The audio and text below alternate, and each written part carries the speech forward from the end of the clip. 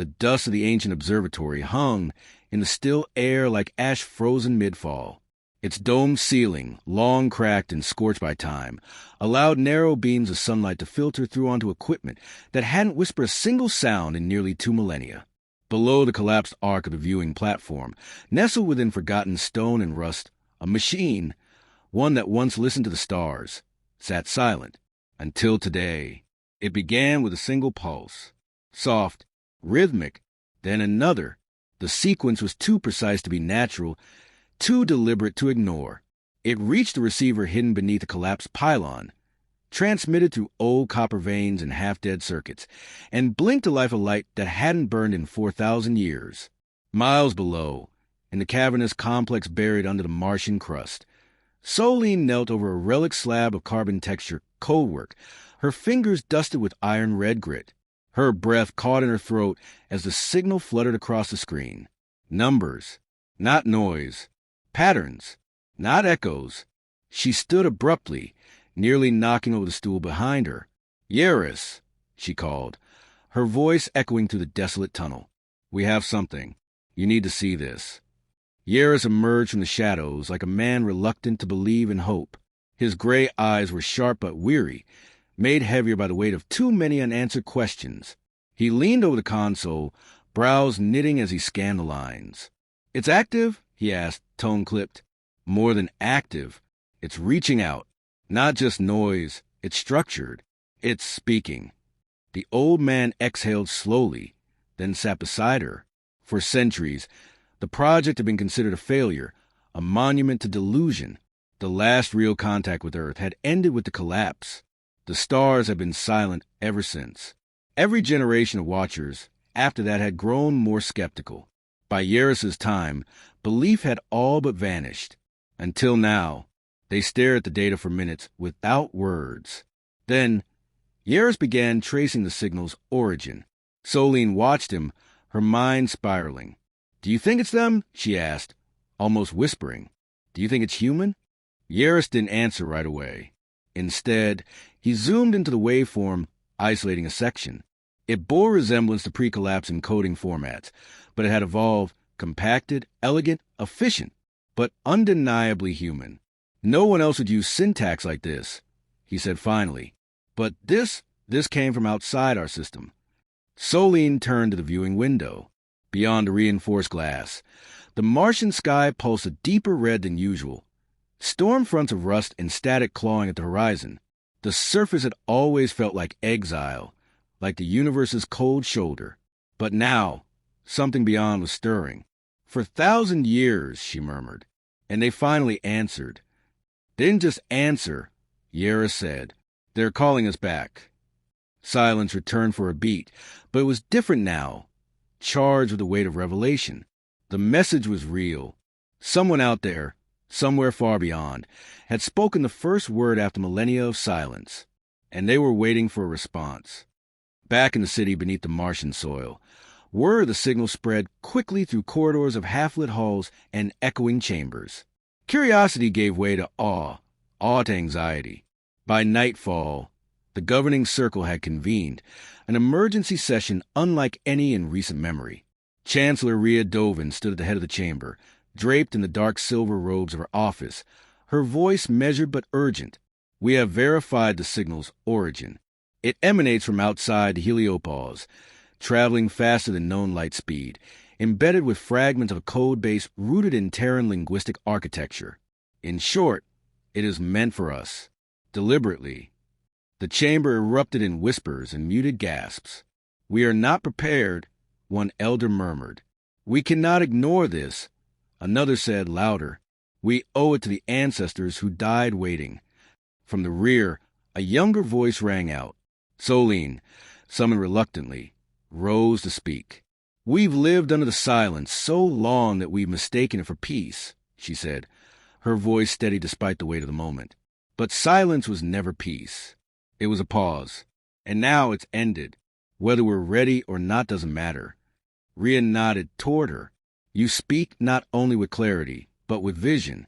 The message must be answered. But the question now is, what do we say?" The chamber held its breath. Far from Mars, In a place no human had walked in remembered time, a station hummed softly to itself in the void. Silence save for the whir of ancient engines still burning. A probe, shaped like a spiral shard of obsidian, floated near its hull.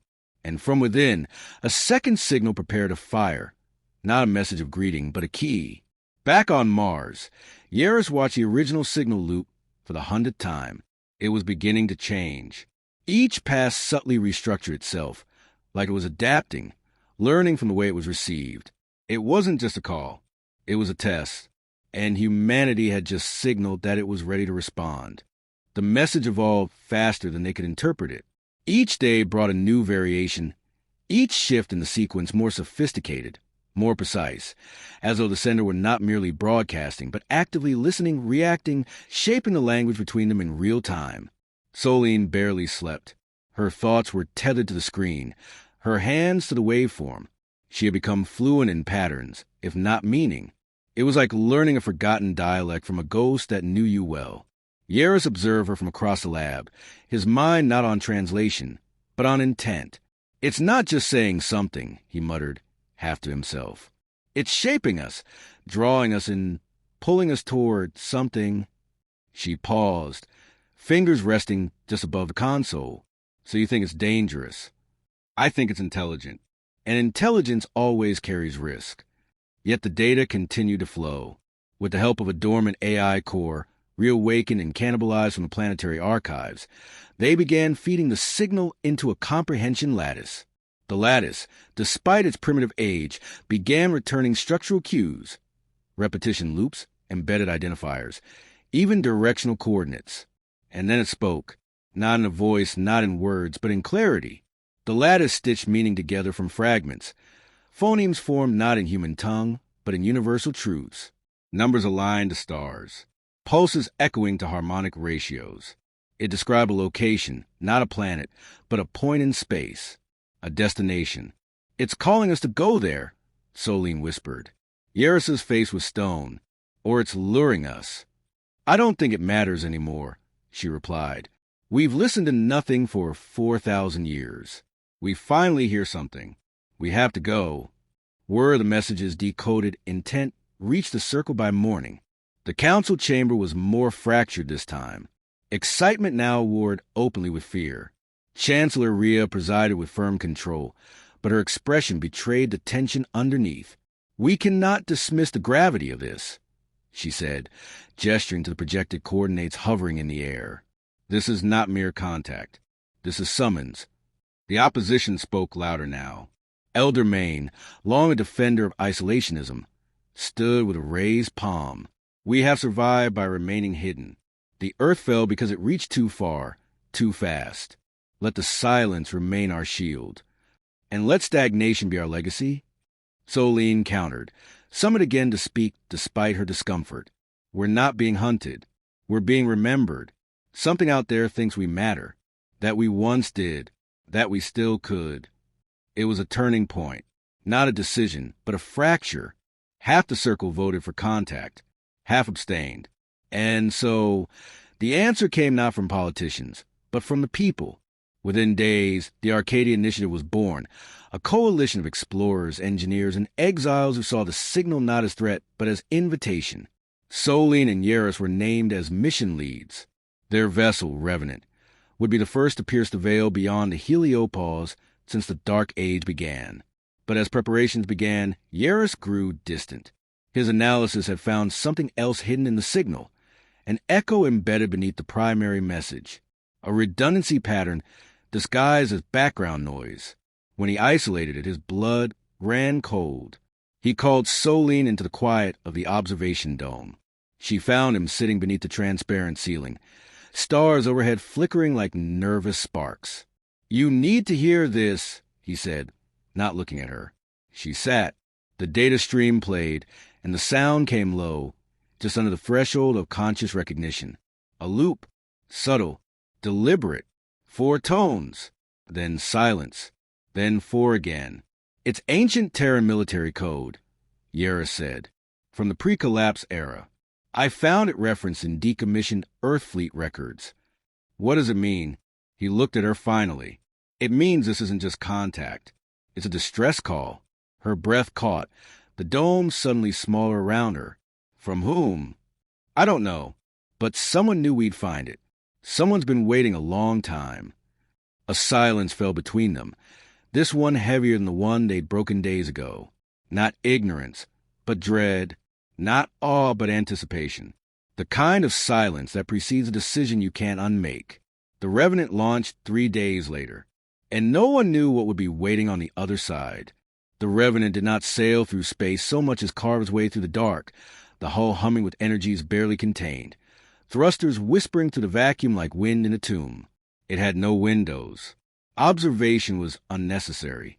The vessel relied on quantum mapping and pulse-echo visuals projected directly into the neural links of its crew. Solene had never been farther than Mars' orbit. Now, she stood at the edge of the known. Her station pulsed softly with data, the signal still guiding them. Stronger now, like a beacon they were chasing through layers of distance and history. Beside her, Yaris monitored the course, his thoughts coiled tight behind narrowed eyes. 15 hours until deceleration, he said, voice low. If the coordinates are stable. They've been precise so far, she replied, though her confidence was brittle. The rest of the crew, 5 in total, remained silent, each one chosen not just for technical expertise, but for emotional resilience. This wasn't exploration. It was return, though none knew what exactly they were returning to.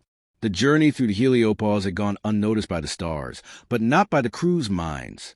As they passed beyond the influence of their own sun, something changed. Not visibly, not physically, but perceptibly. They began to dream. It started subtly. An impression here, a whisper there. Solene dreamed of blue oceans she'd never seen, of stone towers wrapped in ivy, and voices calling her name in languages that hurt to remember. Yaris didn't speak of his dreams, but Solene saw the effect in him.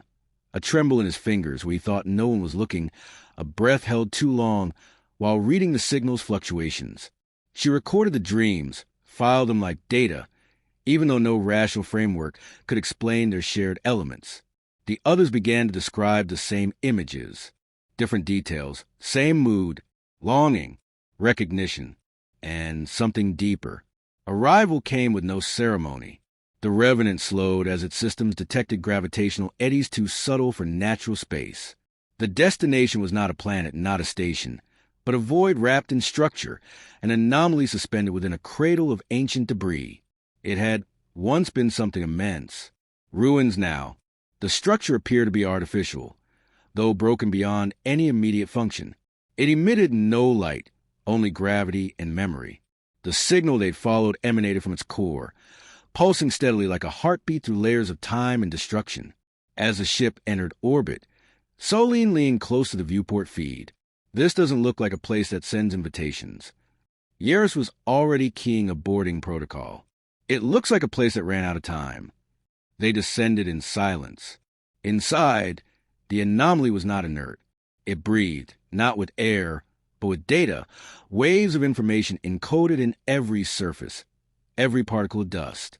The airlock opened into a chamber of monumental scale, architecture twisted into impossible curves, glass that shimmered with memories instead of reflections. Solene stepped lightly, every surface reacting to her presence. Symbols lit under her boots, casting ancient shadows on the fractured walls. Yaris followed, scanning the environment, but his attention locked on a central daze rising from the floor. Upon it, a structure, a sarcophagus, a machine, glowed faintly, pulsing in tandem with the signal they had tracked. It's the origin, he said. Solene moved closer. Her fingers brushed the surface, and it responded, not with defense, but with revelation. Light erupted across the chamber walls, not blinding but immersive. Images formed, fragments of memory, whole civilizations dancing in projection. She saw cities in orbit around suns, beings of light and metal, languages etched into stars themselves. And then war, collapse, silence. They weren't alone. They had never been. The projection ended not with a fade, but with a whisper. Welcome back. Yaris staggered backward. It knew we would come. Solene didn't speak.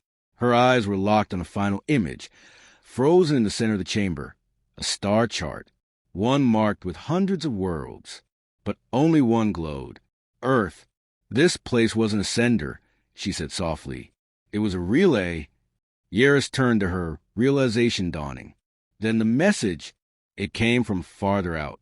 Someone used this as a last voice, left behind for us to find.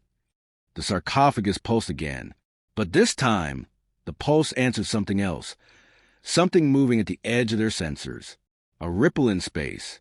A vessel, sleek, dark, silent, emerged into view. They weren't the only ones who had heard the call. The vessel hovered like a wound in the fabric of space. No identifiable propulsion, no heat signature, no signal. It had not come to communicate.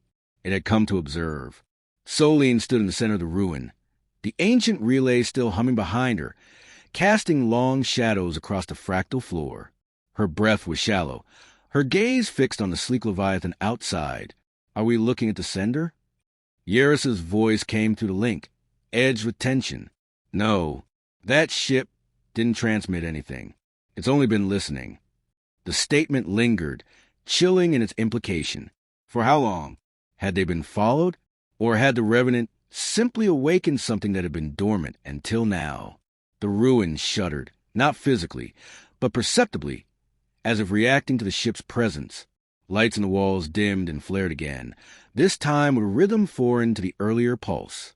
Solene turned as the sarcophagus at the dais center emitted a new beam of light, this time not upwards, but outward, directly toward the encroaching vessel. A challenge. Before Solene could speak, Yaris's voice snapped through her calm. Solene, fall back. I think it's responding. The alien craft shifted slightly, its surface warping like oil under pressure. No weapon appeared, no obvious motion. Yet something tangible pressed into Solene's mind, a cold whisper beneath her thoughts. An intelligence, ancient, alien, and deeply aware of her presence. Yaris, she began but stopped. The whisper wasn't threatening. It wasn't even directed at her. It was searching. Across the chamber, the projections ignited again, but this time not from the relay's memory. They came from the ship outside. Holographic bursts flickered against the ancient stone. Symbols, faces, shattered histories. The imagery felt like a warning. In them, Solene saw what looked like other relays, others like this one, all dark, all ruined. In every image, a single motif recurred, the glowing point of Earth, and something encroaching on it from the stars. We were never meant to be the only ones to hear the call, Yaris said, approaching her cautiously. This wasn't a beacon. It was bait. She shook her head. No, not bait. A flare, set not just to us, but to anyone watching, to show we're alive again. He studied her face for a long moment, then nodded slowly. Then what we do next matters more than we thought. The alien ship moved at last. Not closer, not away, but beside.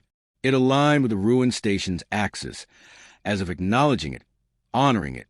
Then, without sound, it released something, a small metallic ore that drifted through space, then landed gently near the Revenant's hull.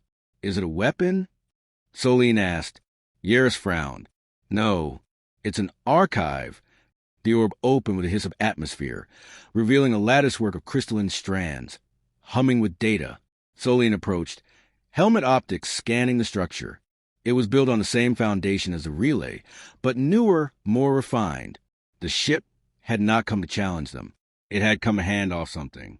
Inside the orb, files began to decode, unfolding streams of encoded galactic history, maps, languages, and fragments of transmissions in voices not human, but shaped for understanding. The gift was clear, context, the truth of what had come before, what had been lost, and what now stirred again. Among the fragments, one image kept repeating. A silhouette of Earth, surrounded by fractured rings of energy. A countdown. They're telling us what's coming, Solene whispered. Something's reawakening. Something old. Yaris's face was drawn, ashen under the helmet light. Then this wasn't just a call back. It was a warning. And a test. Solene turned back toward the ancient sarcophagus. It no longer pulsed. It had served its purpose. The baton had been passed. She exhaled. They're watching to see what we do next. Silence returned, but it no longer felt like emptiness. It was expectancy. The moment before the overture begins. The breath before the first word. Back aboard the Revenant, the crew began uploading the archive into the ship's memory banks.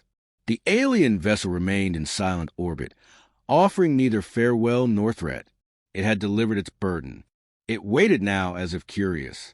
Solene and Yera stood in the command chamber, overlooking the slowly rotating relay far below. The star map, now complete, shimmered before them. Dozens of coordinates, scattered across the galaxy. Most were dead. Some flickered faintly. One near Earth blinked steady and bright. Someone lit a fire a long time ago, Solene said quietly, and now all the dark things are seeing the smoke. Yaris nodded. But so are we. Maybe that's enough. She looked at him. Are we ready? His answer was calm, firm. We will be. Outside, the stars did not speak, but they were listening.